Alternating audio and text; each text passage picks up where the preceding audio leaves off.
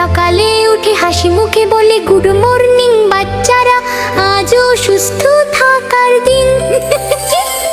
ছোট্ট টমি এসে জিজ্ঞেস করে, আপেল দিদি তুমি কেন এত জনপ্রিয়?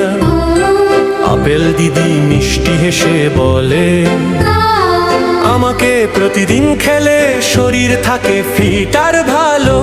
সে বলে, আমি চোখ ভালো রাখি, পেট ভালো রাখি, আর শরীরকে করি শক্ত। ডাক্তার মামা তাই বলে, একটা আপেল রোজ খাও, ডাক্তারকে দূরে রাখো।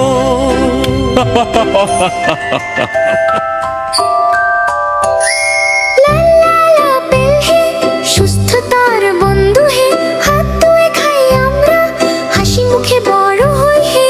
বন্ধুরা সবাই মিলে নাচে, কলা মামা কমলা খালা এদো সবাই বলে, ফল খাওয়া খুব মজা। তুমি কথা দেয় আমি চিপস কম খাব, ফল বেশি খাব।